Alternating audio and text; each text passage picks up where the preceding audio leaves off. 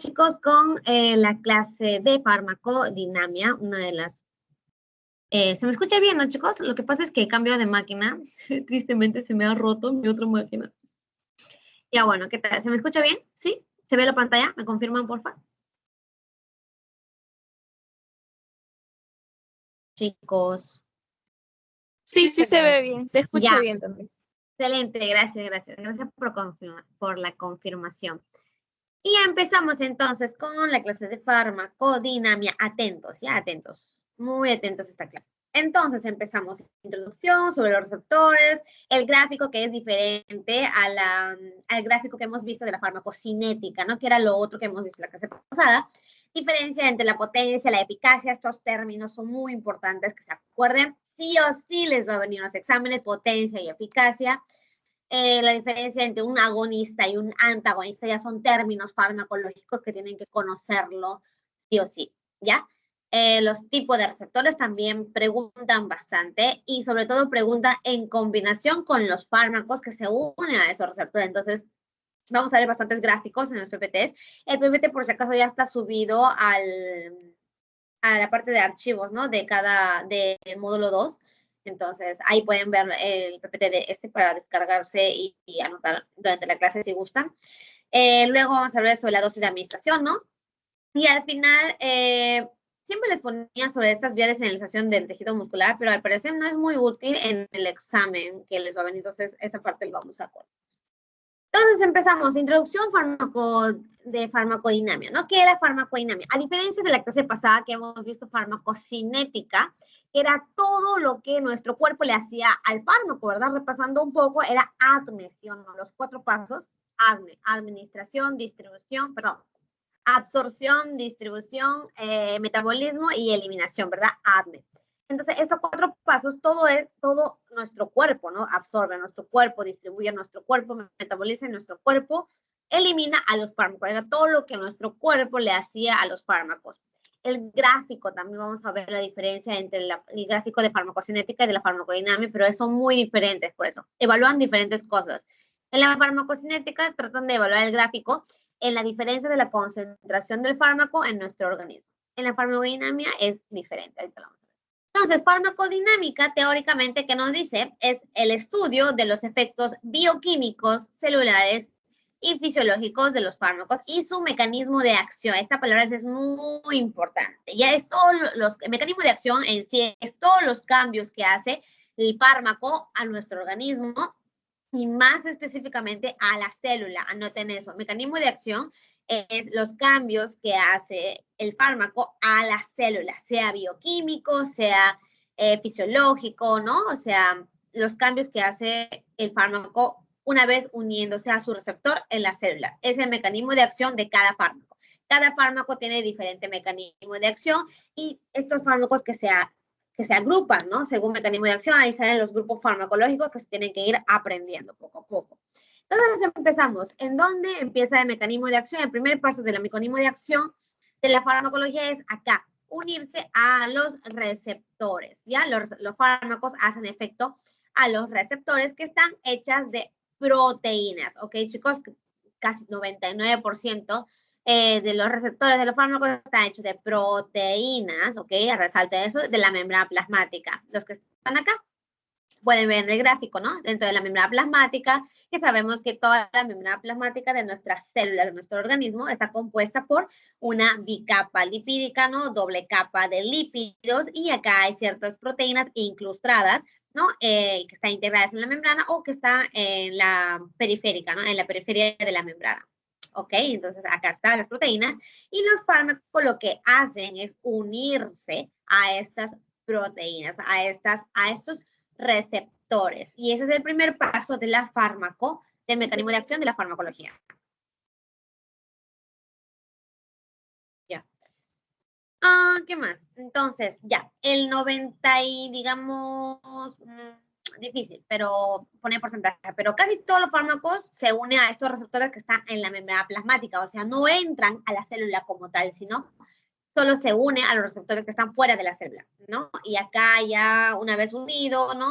Proteínas, ciertos cambios fisiológicos, bioquímicos dentro de la célula y cambia, modifica un poco esa célula. Y ese es el mecanismo de acción. Algunos otros fármacos, como los fármacos que son muy lipofílicos, fármacos que se disuelven mucho en la grasa, no solo les basta unirse a los receptores, sino pasan esta membrana lipídica de la membrana plasmática y hacen acción intracelular, como las hormonas tiroideas, esteroideas, pasan la barrera y hacen un efecto uniéndose a los receptores intranucleares o citoplasmáticos. Así pueden ver acá en este gráfico. Ya. ¿No? Pueden ver que, por ejemplo, ciertos fármacos, ¿no? Lipofílicos, como ciertas hormonas, ¿no? Los estrógenos, etcétera, ellos no van a unirse a los receptores que están en la membrana plasmática, sino pasan directamente, como es lipídico, y este también lipídico, pasan directamente al citoplasma y se une con los receptores que están en el citoplasma o dentro del núcleo de la célula y forman factores de transcripción. ¿Qué eran los factores de transcripción? Eran estas proteínitas que eran esenciales para que ocurra la transcripción del ADN, ya del ADN que está dentro del núcleo, ¿ok? Una vez que se ocurre la transcripción, se genera el ARN mensajero, ¿se acuerdan? Sale del núcleo y el ARN mensajero va a traducirse y se convierte en proteína. Y esta es la modificación que se hizo, ¿no? De la célula a partir de esta hormona de este fármaco, ¿entienden? Entonces, son dos tipos de fármacos, ¿no? Unos que se unen a los receptores que están en la periferia, hacen cambios fisiológicos, bioquímicos desde afuera, y otros que directamente van a los genes, funcionan como factores de transcripción y pues hace su modificación, ¿no? Que es generar nuevas proteínas, cambios celulares, cambios físicos. Cambios fisiológicos de la célula, ¿ok? Entonces, ¿cuáles otros puntos de acción farmacológica que pueden tener los fármacos? Por ejemplo, les dije que los receptores están basados en proteínas. Ya dentro de las proteínas tenemos muchos tipos de proteínas, ¿no? Las enzimas también son proteínas. Los canales iónicos también son proteínas. Los transportadores que están en la membrana plasmática también son proteínas. Entonces, tenemos muchos tipos de proteínas que hacen diferente acción. Y en todas estas proteínas se pueden unir los fármacos y modificar la célula, ¿ok? Entonces tenemos enzimas, canales iónicos, ¿no? Puede ser canales de calcio, sodio, cloro, que es lo más típico. Sodio, cloro, potasio, perdón, calcio. Sodio, cloro, calcio. Ya, lo que más van a ver en las siguientes clases, ¿ok? Enzimas también, ciertas enzimas, por ejemplo, ahorita no se me viene la pero me parece que, hoy luego lo vamos a mencionar, ¿no? Con ciertos ejemplos, pero por ejemplo, el receptor de la insulina es un tipo de enzima. Transportadores, ¿no? El receptor de la glucosa también son transportadores que están incrustados en la membrana plasmática, ¿no? Y que, bueno, funcionan también a veces como receptores. Entonces, un ejemplo, ¿no? De un receptor. ¿Cómo está conformado un receptor que no es simple, ¿no? O sea, parece como una bolita de proteína que está ahí incrustada en la membrana, pero no es así. Entonces, especificando la estructura de un receptor. Un ejemplo, ¿no? El receptor de la acetilcolina. Acetilcolina, chicos, es un neurotransmisor del sistema nervioso parasimpático y esta neurotransmisor lo vamos a ver bastante en la siguiente clase, que es del tema del sistema nervioso autónomo. Pero como ejemplo vamos a usar este porque se va a ver bastante en muchas clases, ¿ya? Acetilcolina.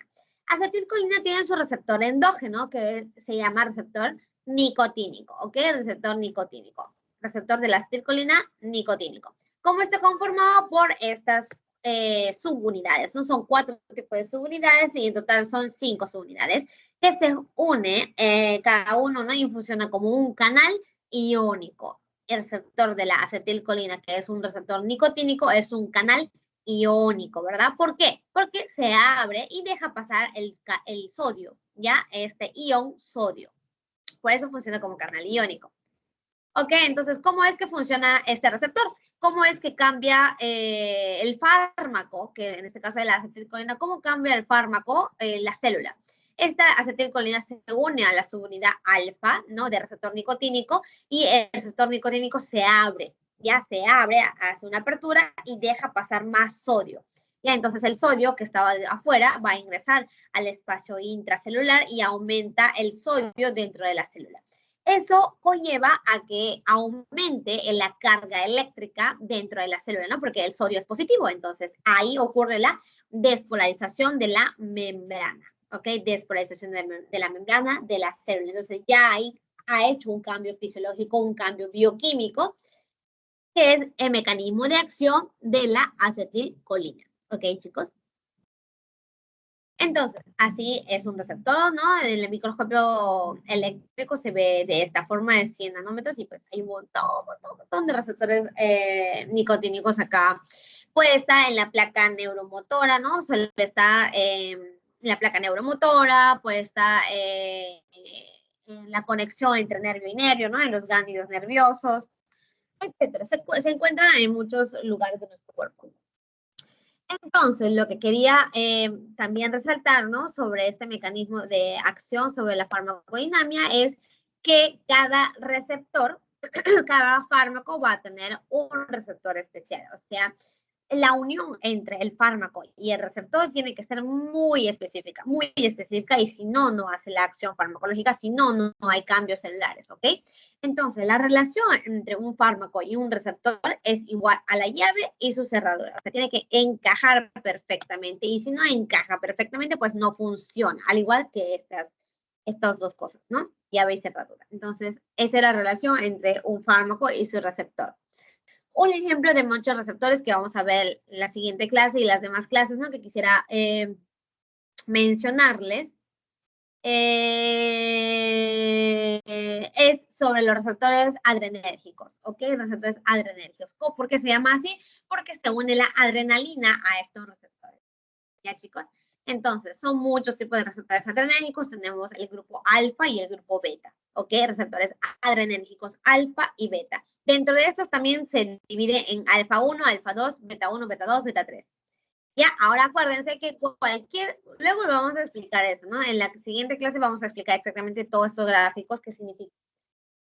Ahora acuérdense de que la adrenalina se va a poder unir a cualquier de estos receptores adrenérgicos, al igual que la noradrenalina, que la dopamina, todos estos hormonas o neurotransmisores y fármacos que se parecen, ¿no? A la adrenalina, porque también sabemos que hay adrenalina como fármaco, ¿verdad? Entonces, estos fármacos se van a poder unir a todos estos receptores, ¿ok? Alfa 1 se encuentra mucho en los vasos sanguíneos, pueden ver, y hace vasoconstricción, a diferencia del beta 2. El beta 2 también se encuentra en los vasos sanguíneos, pero hace diferente acción, hace vasodilatación en este caso, o sea, hace acciones contrarias. Si la adrenalina se une al alfa 1 en la sangre, en el vaso sanguíneo, hace vasoconstricción, reduce el diámetro del vaso sanguíneo. A diferencia de si la adrenalina, la misma adrenalina, se une a su receptor beta 2, genera vasodilatación, ¿ok? Entonces, ahora sí vamos a ver sobre el gráfico que se llama gráfico dosis efecto. ¿Por qué? Porque la pendiente X, pues está la dosis que se le va a ir agregando del fármaco y en el eje Y, pues está acá la respuesta que se ve. Entonces, para algunos se les dificulta un poco comprender este gráfico, ¿no? Según mi experiencia que he visto muchos ciclos. Por eso quisiera resaltar esta parte, ya chicos, porque viene en los exámenes parciales también y viene de una forma, de un enunciado recontra largo. Y a veces te vienen estos gráficos también. Hubo exámenes pasados en donde viene el gráfico como tal. Entonces, este gráfico dosis-efecto, ¿no? Va a ser generalmente, va a generarnos una pendiente de una S itálica, así como que una S, ¿no? Y nos dice qué tanto se ha visto de respuesta farmacológica. Acá, digamos, imagínense que estamos en el laboratorio, ¿no? Y que estamos haciendo experimentos de experimentos del fármaco, ¿no? Agregándole poco a poco la dosis, ¿no? Aumentando la dosis al ratoncito y vamos a ver la respuesta que se ha visto de este ratoncito. Y no del ratón como tal, sino agarran, por ejemplo, el intestino del ratón, le va a ir agregando acetilcolina y vamos a ver qué tanto se ha contraído este intestino, ¿no? Dependiendo del porcentaje que se ha contraído, pues vamos a ir apuntando en el gráfico, haciendo este gráfico dosis-efecto, hasta llegar a la eficacia máxima, que ahorita vamos a explicar. ¿Ok, chicos? Entonces, ese es este gráfico dosis-efecto, que es lo que se va a estudiar en la farmacodinámica, ¿no? Que tanto acción del fármaco se puede ver según su dosis que se le agrega, ¿ok? Eso es estudiar la farmacodinámica. Entonces, justo por eso tenía que explicarle este gráfico, porque ahorita vamos a ver dos gráficos para explicar la potencia de un fármaco y la eficacia de un fármaco. Ya, chicos, entonces vamos a comparar dos fármacos que se unen a un mismo receptor. Ya, dos fármacos que se unen a un mismo receptor, pero van a tener acciones diferentes según el gráfico. Ya, pueden ver acá, por ejemplo. No, tenemos acá el fármaco X y el fármaco Y. Acá el fármaco X es la acetilcolina, un ejemplo, y el fármaco Y en este caso es la acetiltiocolina. Ambos fármacos se van a unir al receptor nicotínico, ¿no? Nicotínico que hemos visto hace ratito, que es un canal iónico. Este receptor, y vamos a ver qué tan diferente, ¿no? Va a ser su acción farmacológica. En el caso de la acetilcolina, por ejemplo, ¿no? Vamos a agregarle 10 miligramos, no hubo efecto, 20 miligramos, se vio un poquito de efecto, 30, 40, 50 miligramos de acetilcolina. Un ejemplo, ya chicos, no son 50 miligramos como tal, pero ya, 50 miligramos y se vio el efecto en 50% de los ratoncitos. Este 50 significa que de los 100 ratoncitos que le hemos puesto el fármaco, a 50 ratoncitos se vio el efecto, ¿ok? Se ha contraído su intestino. Esa es la concentración efectiva 50, así se llama. Concentración efectiva 50. Ya, esto lo pudimos obtener a los 50 miligramos de acetilcolina. Ya llegó hasta acá el gráfico. Seguimos añadiendo 60, 70, 80, 90. Llegamos a 100 miligramos de acetilcolina y llegó a su efectividad máxima, al 100% de contracción del intestino. 100% de los ratoncitos se ha visto el efecto. Entonces, ya acá ya no va a ir aumentando más, o sea, ya no va a poder ser más efecto aunque tú le aumentes la dosis, ¿no? 110, 120, 130, igual se va a ver el mismo efecto del 100%. Entonces, acá terminó nuestro gráfico, ¿ya? Luego viene una meseta que no va a ir a aumentar aunque tú le agregues la dosis. A diferencia de la acetiltiocolina. La acetiltiocolina tú le agregas 10, 20, 30, 40 miligramos y no se va a ver el efecto. Luego de agregar 10, 50 miligramos tampoco se va a ver el efecto. Luego le agregamos 60, 70, 80, 90, 100 miligramos y recién se vio la concentración efectiva 50, que es que se aparece en 50 de los ratoncitos el efecto deseado, que es contraer el intestino del ratón. ¿Ya? Entonces se va a ir agregando, ya. Y en 200 miligramos, digamos, llegó a su meseta recién, a su efectividad máxima, que es 100%. ¿Ok? Entonces podemos comparar el fármaco X y el fármaco Y. Este gráfico nos menciona la diferencia de potencia que tiene estos ambos fármacos. ¿Ok? La potencia. ¿Qué nos dice que es la potencia? La potencia, ay, no se ve bien acá. La potencia es lo mismo que afinidad. Acá nos dice qué tan afín es el fármaco a su receptor. Si usted le pregunta ahorita, ¿cuál es más potente? ¿El fármaco X o el fármaco Y? ¿Qué me dicen, chicos? ¿Alguien quiere participar? Por chat, si quieren. Por chat del Teams. Ya les estoy viendo ahorita. ¿Cuál es más potente? ¿El fármaco X o el fármaco Y? Según la explicación el fármaco X. Muy bien, excelente, sí, María Fe y Fabián y Xiomara. Muy bien, fármaco X, ya el fármaco X es más potente porque con mínima dosis, ¿no? 50 miligramos ya se llegó a la concentración efectiva 50 y con 100 miligramos llegó a su efecto máximo. En cambio, el fármaco Y necesitaba 200 miligramos para llegar a su efecto máximo. Esto nos dice la afinidad que tiene cada fármaco al mismo receptor. O sea, que el fármaco X es mucho más afín al receptor nicotínico que el fármaco Y. ¿Ok? Acuérdense de eso. Potencia igual a afinidad. Luego tenemos otro fármaco y vamos a comparar dos tipos de fármaco. Otra vez, tenemos acá otros gráficos, ¿no? Y vamos a comparar dos tipos de fármacos. El fármaco X es la acetilcolina y el fármaco Y es la butilcolina. Y pueden ver que se diferencia de diferente forma, ¿no? O sea, en este caso se desplazó hacia la derecha cuando la potencia del fármaco es menor, ¿no? De acuerdo a su receptor. Claro, en relación a su receptor. Si la potencia disminuye, este gráfico se va a desplazar hacia la derecha. Y si la potencia es mayor, se desplaza hacia la izquierda. En cambio, acá van a diferenciarse de forma vertical. En este caso, el fármaco X llegó a su efecto máximo del 100%. A este fármaco nosotros le vamos a denominar agonista total, agonistas totales. Agonista, acuérdense, es un término que se usa en farmacología para mencionar a fármacos que se unen al receptor y se ve un efecto. Ya cualquier agonista es un fármaco que tiene afinidad, o sea, que se une al receptor y se ve un efecto intrínseco en la célula, ¿no? Dentro de la célula se vio un cambio fisiológico. Esos son los agonistas. El agonista total es el fármaco que llega a su efecto máximo del 100%. O sea que 100% se contrayó el intestino del ratoncito y se vio eso en todos los ratones. El fármaco Y, a diferencia de este fármaco X, no llega al efecto del 100%, llegó máximo al 50%, ni siquiera al 60%, ¿no? El fármaco Y. A estos fármacos Y que tienen afinidad y se unen al receptor, pero no se ve un efecto máximo, se le llaman agonistas parciales, ¿no? Comparando con el fármaco X. ¿Ok? Entonces, en este caso se le agrega 50 miligramos, 100 miligramos, 150 miligramos y se vio la meseta, ¿no? El efecto máximo del 100% en la acetilcolina, fármaco X. En cambio, tú le agregas 50, 100 miligramos, 150 miligramos, 200 miligramos y este fármaco Y nunca va a llegar al efecto máximo del 100%. Siempre solo va a llegar al 50, 40, 60%. ¿Ok? Y acá llega su meseta. Este es el agonista parcial. Entonces, acá lo que se diferencia es el término de eficacia, eficacia del fármaco. Eficacia es cuando ambos fármacos tienen afinidad y se unen al receptor, pero el cambio intrínseco que hacen, ¿no? Dentro de la célula es diferente, ¿no? Uno tiene eficacia del 100% y el otro eficacia de 50-60%, y a estos le llamamos agonistas parciales.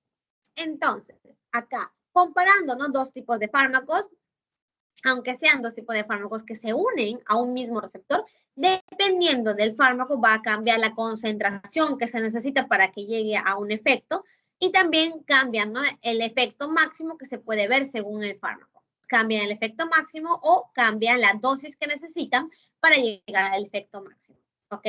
Entonces acá acuérdense de dos términos, potencia y eficacia. Potencia es igual a la afinidad y la eficacia es el cambio o la magnitud, ¿no? Del efecto intrínseco que se ve una vez uniéndose a su receptor.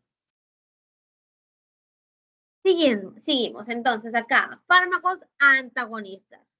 ¿Qué son fármacos antagonistas? Los antagonistas son los fármacos que se unen al receptor por afinidad, pero no tienen una actividad intrínseca, a diferencia de los agonistas, ¿no? Los agonistas sí tienen, se unen al receptor y sí tienen actividad intrínseca. Entonces, vamos a comparar entre un agonista y un antagonista. O sea, son cosas totalmente contrarias. Agonistas hay efecto, antagonistas no hay efecto y simplemente bloquea al agonista.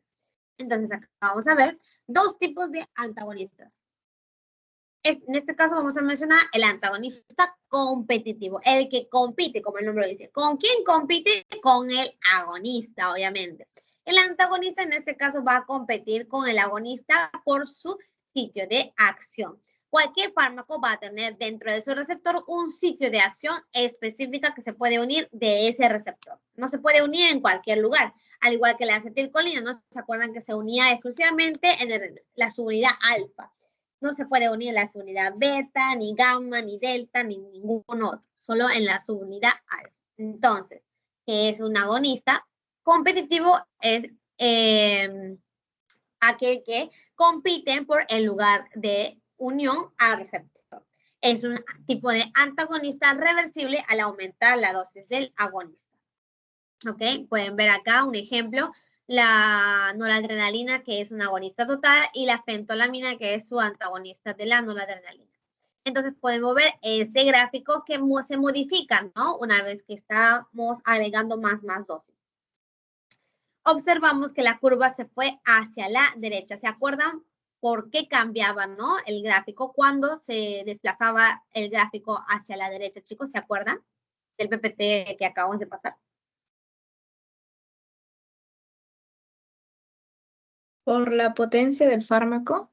Muy bien, correcto. Entonces, ya sabemos que cuando se agrega antagonistas competitivos, disminuye la potencia del pobre agonista que está acá. Acá vamos a ver. Si tú agregas solo el agonista, tú le agregas 1 miligramo, 2 miligramos, 5 miligramos y ya llegó al efecto del DE50, que es la dosis efectiva 50. Lo mismo que la concentración efectiva 50. Ya llegó al DE50 y le agregas 10 gramos, 10 miligramos, ya llegó a su efecto máximo. Es cuando el agonista está solo, pero tú ahora agrégale un antagonista competitivo. Una dosis de antagonista competitivo se desplazó el gráfico hacia la derecha. Sí llega a su efecto máximo, ¿no? Sí puede revertir el efecto del antagonista. O sea, primero está ganando el antagonista, ¿no? Entonces no se va a ver el efecto. 1 gramo, 2 gramos, 3 gramos, 5 miligramos y no se ve ningún efecto cuando tú le agregas antagonista. Luego agregas más, ¿no? Digamos 10 miligramos y recién se ve el efecto de E50. Ya se ha tardado, se está tardando en verse el efecto del agonista, en cambio. Pero igual se ve, no tarde, pero se ve. Por eso es que es un tipo de antagonismo competitivo reversible. Es reversible el efecto del antagonista porque tú le agregas más dosis de agonista y puedes revertir, puedes ganarle, porque hay más agonista que está compitiendo por el mismo sitio de acción, y entonces el poco antagonista que se le ha metido, pues pierde, ¿no? Entonces compite y gana el agonista, va a ir ganando, ganando, ganando, y ya una vez que tú le agregas 20 miligramos, digamos, ya llegó el efecto máximo. Primero, sí, el antagonista llegaba en 10 miligramos, pero ahora necesitamos 20 miligramos para que llegue al efecto máximo. Entonces, ¿qué ha cambiado acá? Como nuestra compañera nos acaba de decir, que estaba muy bien su participación, cambia la potencia del fármaco. O sea, estamos bloqueando al agonista para que se vea su efecto con el antagonista. Obviamente, si tú le agregas más dosis de antagonista, se va a tardar más en llegar al efecto máximo. Si acá le agregamos 3 dosis de antagonista, también se va a tardar en ver su efecto. Entonces, acá como conclusión, acuérdense, si tú le agregas un antagonista competitivo, aumenta la concentración efectiva 50 o dosis efectiva 50 sin modificar la respuesta máxima. La respuesta máxima va a llegar tarde, pero llega, ¿no? Llega al efecto máximo, aunque tú le agregues mucho antagonista. Pero sí vamos a tener que, va a tardar, ¿no? En verse el efecto. La dosis efectiva 50 cada vez más aumenta. Necesitamos más dosis cada vez más para llegar a la dosis efectiva 50, ¿ok? Entonces podemos ver que la curva se ha desplazado hacia la derecha. Muy bien. Este es el primer tipo de antagonista que quiero que se aprenda. Antagonista competitivo, ¿ok? Por otro lado, tenemos estos fármacos antagonistas no competitivos, ya que no compiten por el sitio de unión. Entonces, ¿cómo, Michi, esto bloquea, ¿no? Al agonista? Ahorita lo vamos a ver.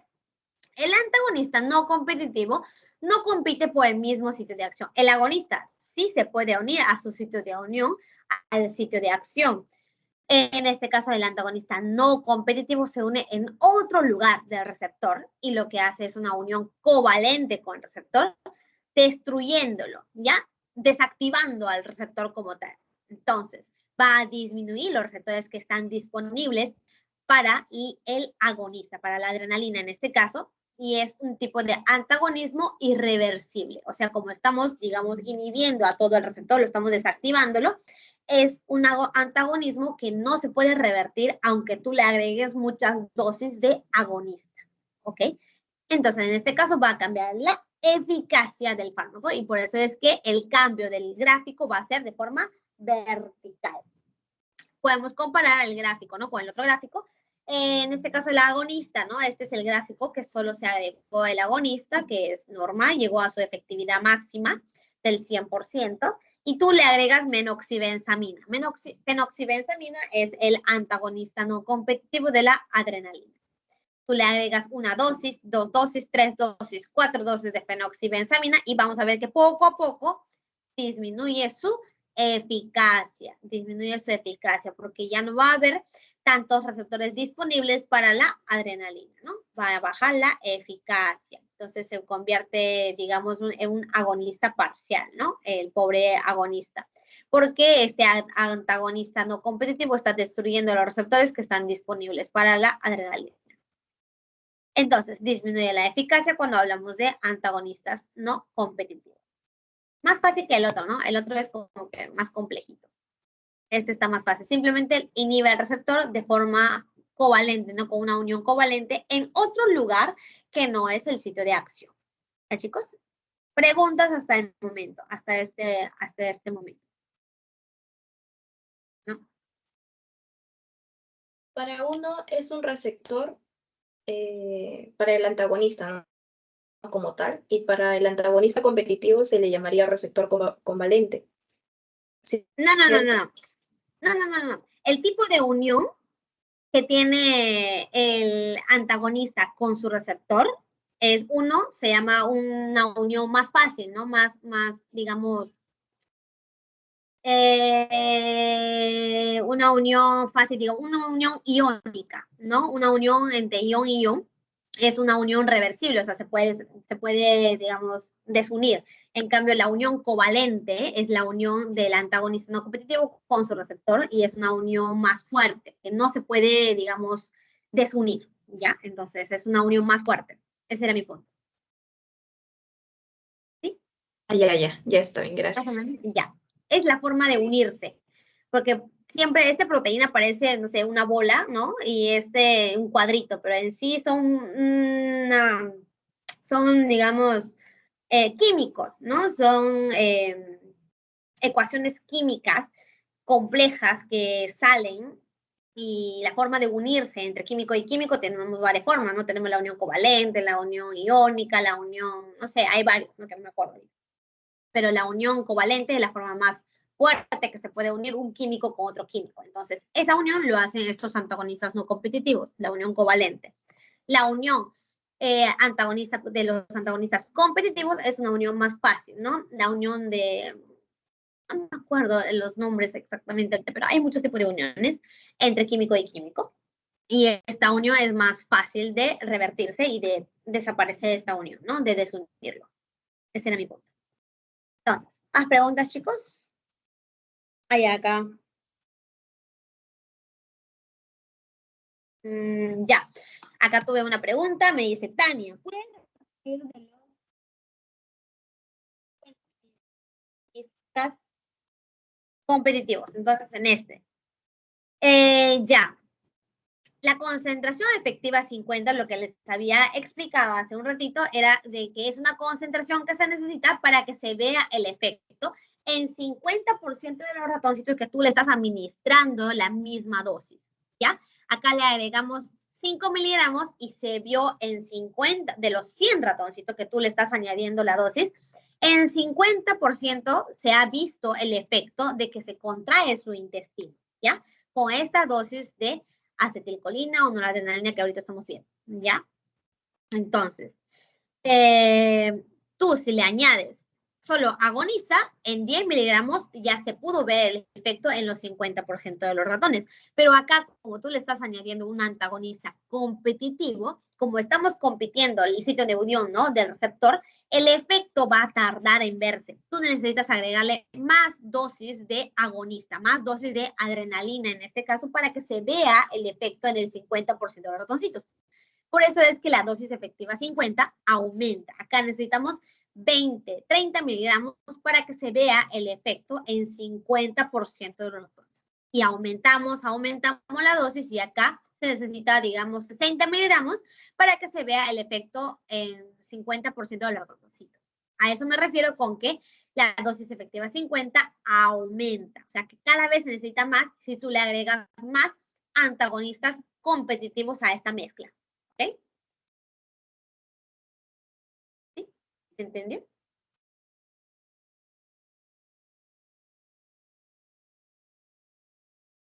Me confirman, please. Sí, se entendió. Ya, excelente. Entonces, seguimos.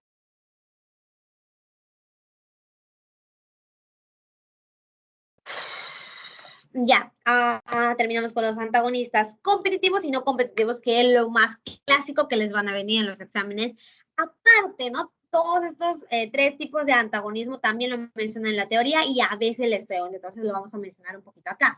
Antagonismo químico se da cuando 2 fármacos interactúan entre sí, originando un compuesto inactivo o menos tóxico, ¿no? Entre ellos y se desactiva, ¿ya? Por ejemplo, la heparina con la tropamina son 2 tipos de fármacos en donde ambos van a hacer una unión química entre ellos, o sea, no en receptor con receptor, sino entre ellos y hacen un compuesto inactivo. Entonces se desactivó, entonces se ha hecho un antagonismo químico.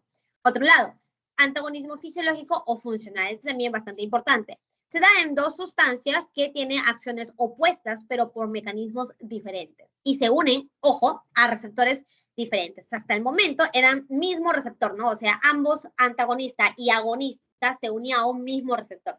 En cambio, acá la acetilcolina y la adrenalina son antagonismos fisiológicos, ¿ya? Se une a diferentes tipos de receptores. Ya la adrenalina habíamos mencionado que se une a su receptor adrenérgico. ¿Y la acetilcolina a qué tipo de receptor se unía, chicos? Eso sí lo he mencionado varias veces.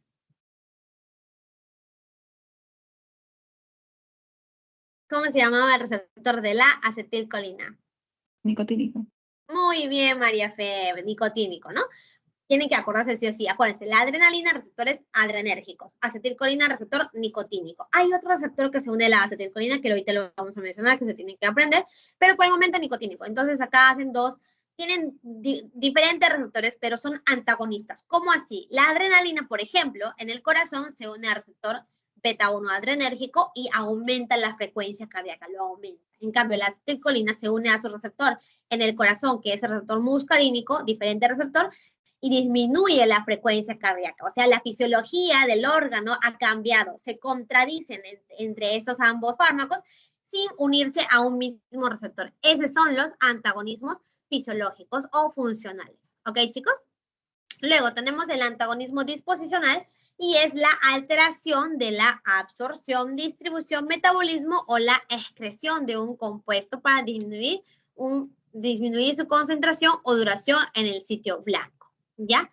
Es un tipo de interacción farmacocinética que lo hemos visto en la clase pasada, ¿no? O sea, que cambia la disposición del fármaco en nuestro organismo.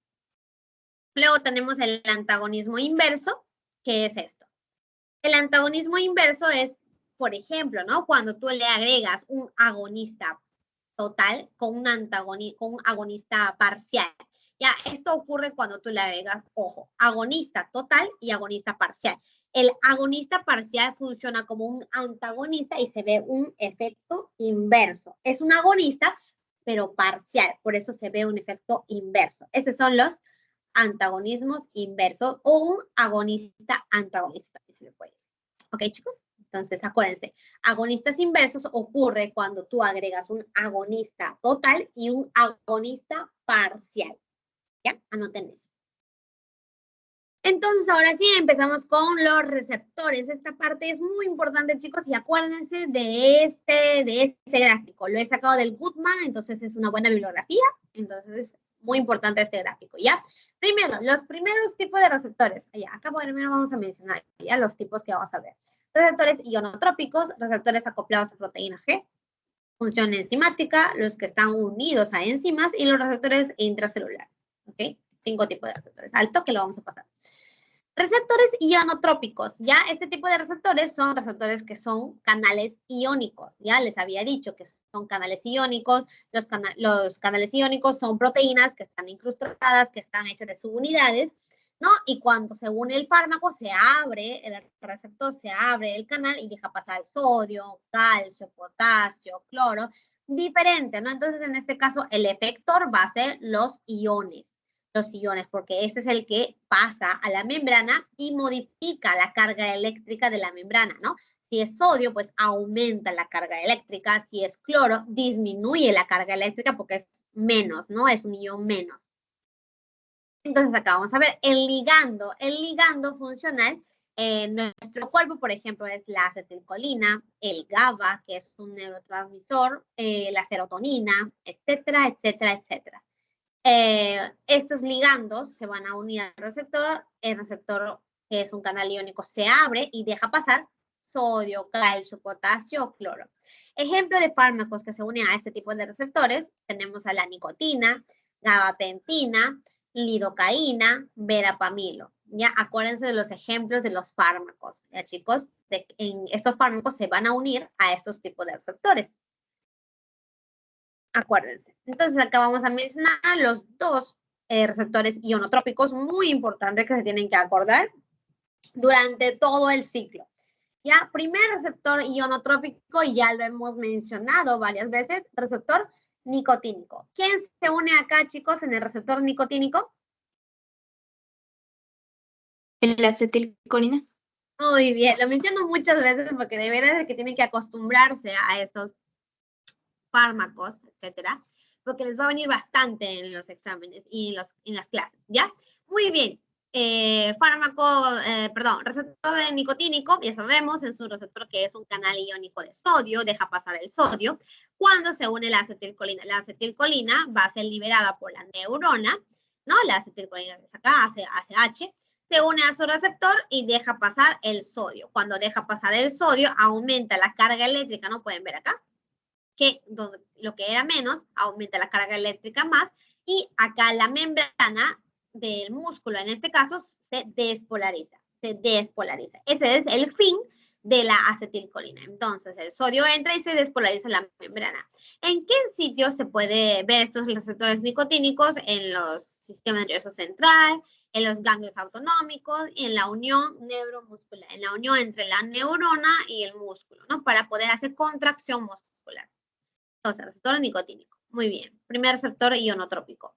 Otro receptor ionotrópico, acuérdense, lo voy a ir preguntando, el receptor GABAérgico. Ya, receptor GABAérgico. Este también está hecho de subunidades, un canal iónico, pero a diferencia del nicotínico, en este caso va a liberar o dejar pasar iones de cloro, ya, el ion cloro. Y el ion cloro sabemos que está. Un ratito. Perdón, chicos. Ion cloro sabemos que está eléctricamente negativo, entonces lo que va a hacer ya no es despolarizar la membrana, sino va a disminuir la carga eléctrica de la membrana más y más. Ya, acá, ¿qué tipo de fármaco se une a este receptor GABAérgico? Se une estos fármacos que se llaman barbitúricos y también fármacos que se llaman benzodiazepinas, que es un grupo de fármacos que tiene un mismo mecanismo de acción.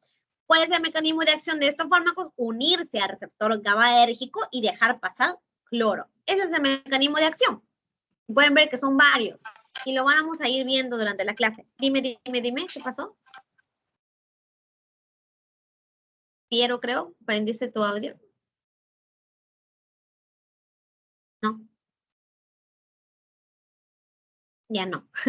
Entonces, son muchos tipos de fármacos, chicos, y poco a poco se van a ir aprendiendo, pero acá acuérdense, barbitúricos y benzodiazepinas son los fármacos que se unen a ese tipo de receptor, ¿ok?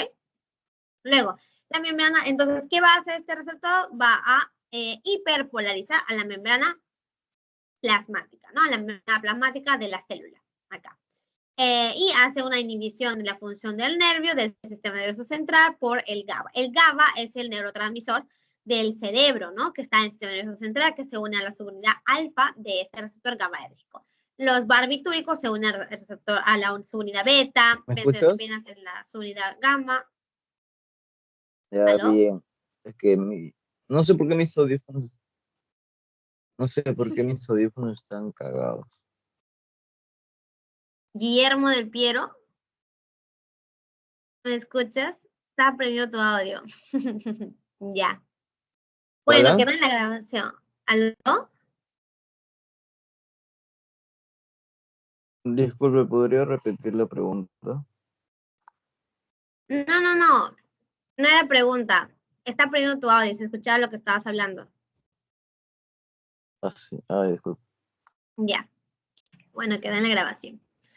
Entonces, solo eso. Son varios tipos de fármacos que se unen a este receptor GABAérgico y la función del receptor GABAérgico es dejar pasar el cloro. Entonces, cualquier fármaco que se une a este receptor va a dejar pasar el cloro y va a hiperpolarizar la membrana, va a adormecer a la membrana, lo va a desactivar. Y en este caso, como estamos hablando que es un receptor que está mucho en el sistema nervioso central, pues inhibe a las neuronas que está en el sistema nervioso central, o sea, el cerebro, ¿no? Inhibe al cerebro. Ok, chicos, siguiente. Entonces, segundo tipo de receptor. Primero, ionotrópico. 2, metabotrópico. ¿Ya? Receptor metabotrópico o también llamado receptor acoplado a proteínas G, que son este tipo de receptores, ¿no? Luego lo vamos a ir mencionando los fármacos que se unen a este receptor. Primero, la estructura de un receptor metabotrópico, que es un poquito más complejo que el canal iónico que hemos visto hace rato. Estos, por ejemplo, un ejemplo, ¿no? El glucagón se une a su receptor metabotrópico. El receptor metabotrópico está compuesto por el receptor como tal, el transductor y el amplificador. Todo esto está unido, así agrupado, y todo esto conforma el receptor metabotrópico, ¿ya?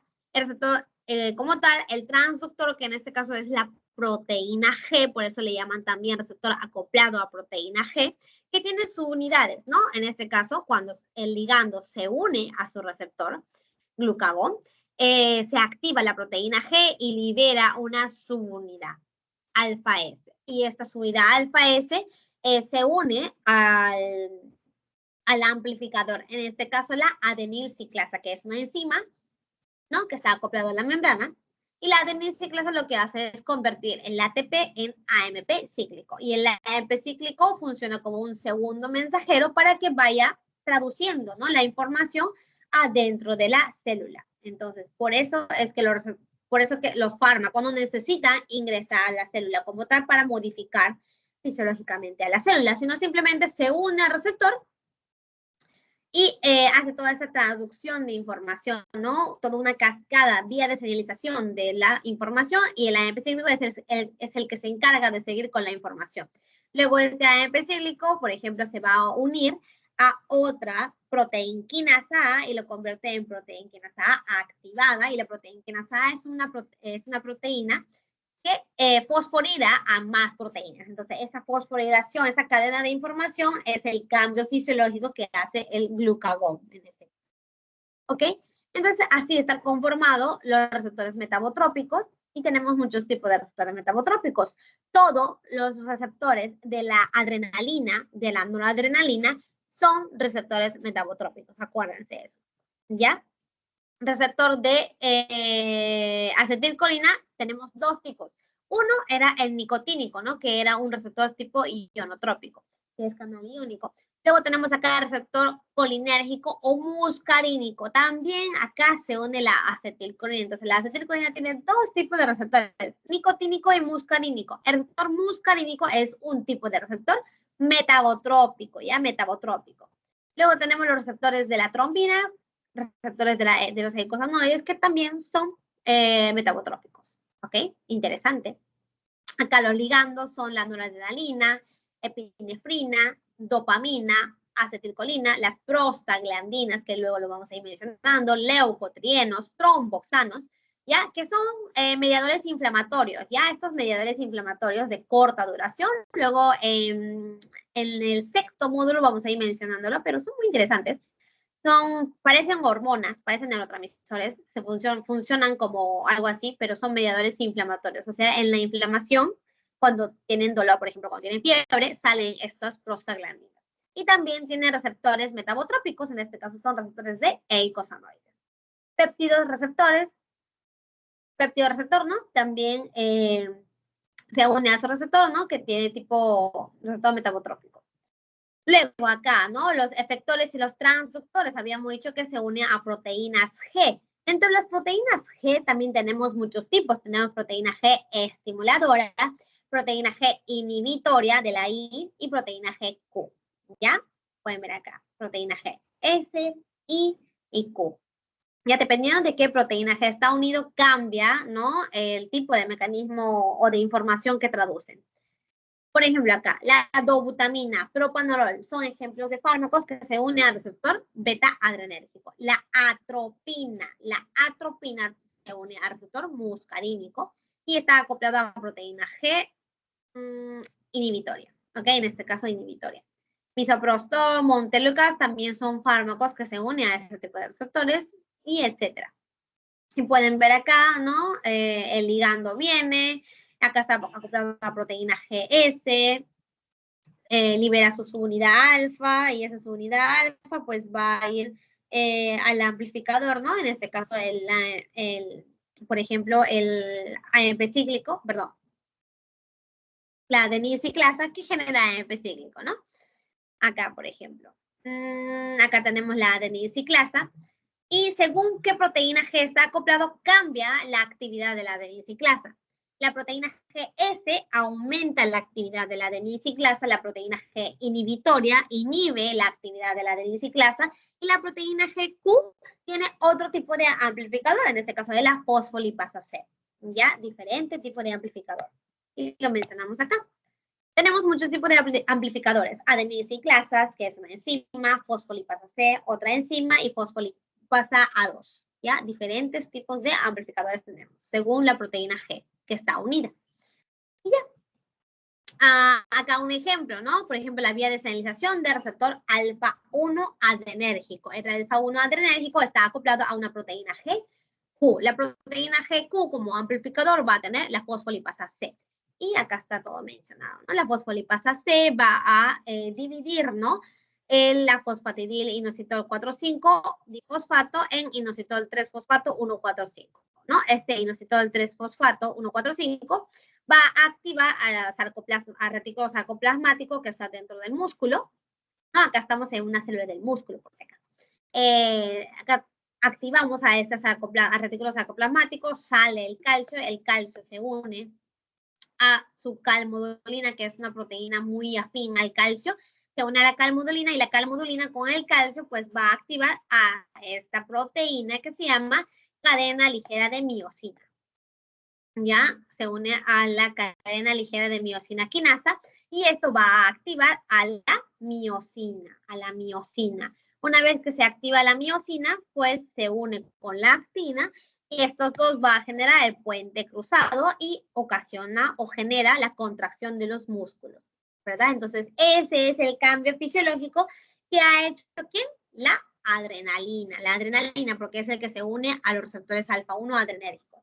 Adrenalina, noradrenalina, dopamina se une al receptor alfa-1 y hace todo este cambio fisiológico, químico dentro de la célula, ¿ya? Y eso es gracias al tipo de receptor que tiene, ¿no? Es un tipo de receptor metabotrópico, ¿ok? Siguiente tipo de receptores con función enzimática. Ya estos receptores no vienen mucho en los exámenes, entonces lo vamos a pasar más o menos rápido para no aburrirles.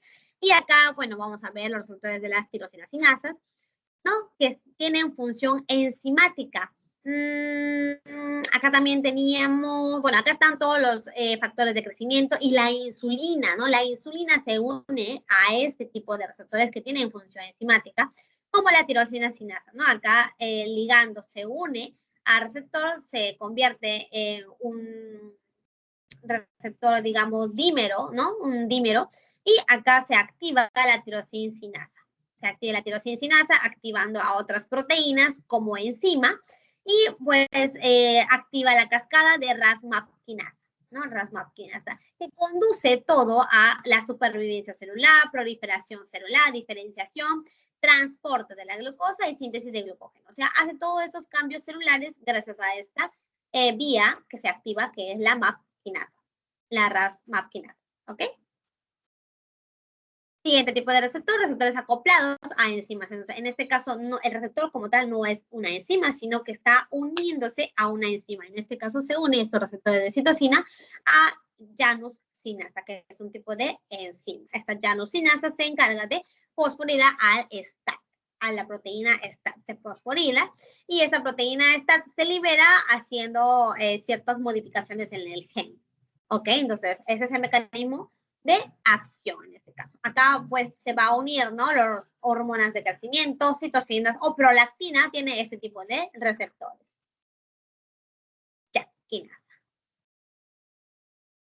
Receptor intracelulares. Acá ya último tipo de receptores que lo habíamos mencionado al inicio de la clase. Habían fármacos que son muy lipofílicos, como los estrógenos, testosterona, hormona tiroidea, cortisol, los andrógenos, ¿no?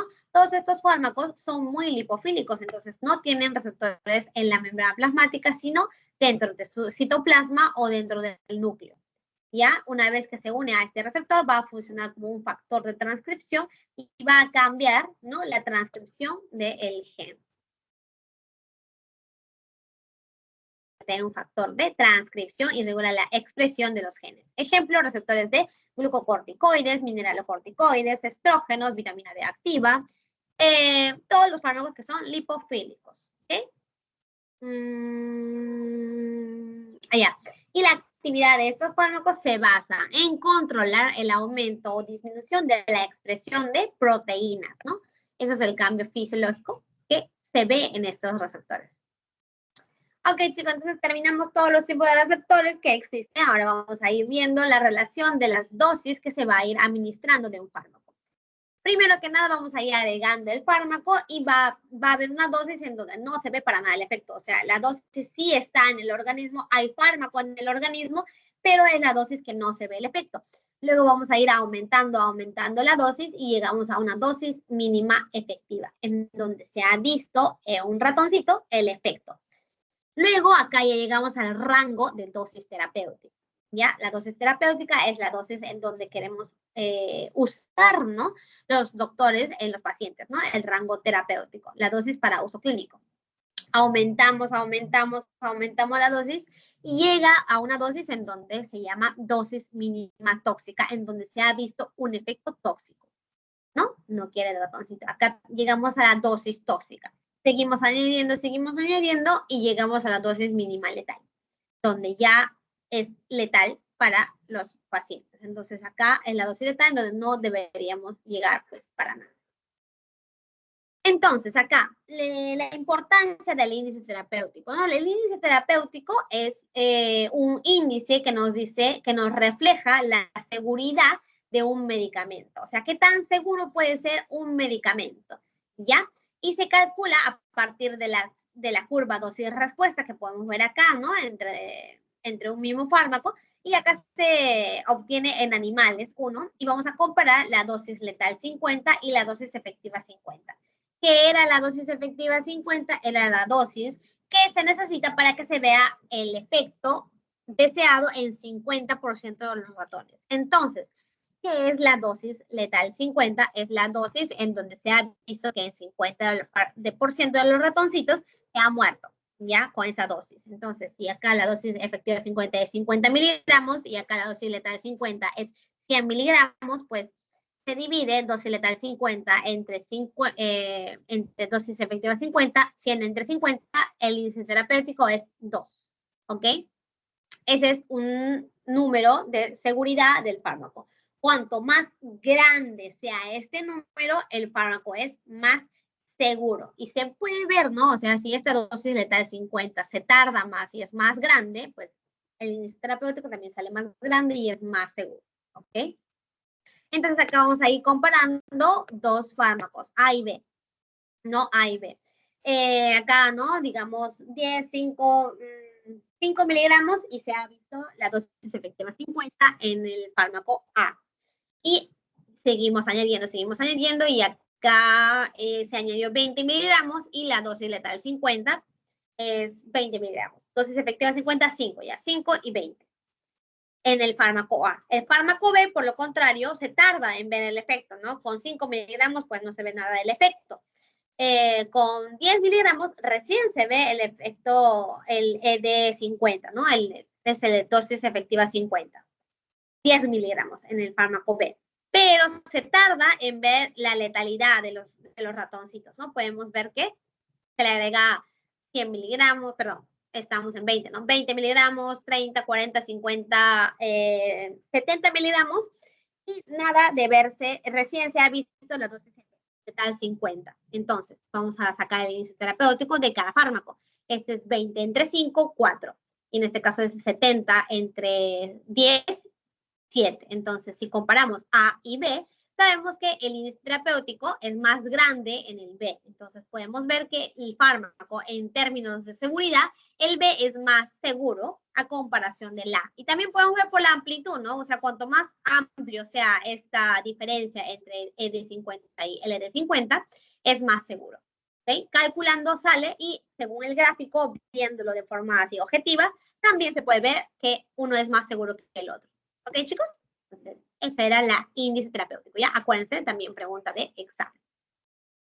Y a veces preguntan también, solo estos dos fármacos lo mencionan en la teoría, no creo que le pregunten más sobre el índice terapéutico, ¿no? Por ejemplo, le vamos a presentar acá la warfarina, es un tipo de fármaco que evita que se coagule la sangre, ¿no? Se usa mucho en pacientes con, que le han dado infarto al corazón, que han tenido infarto al cerebro, etc.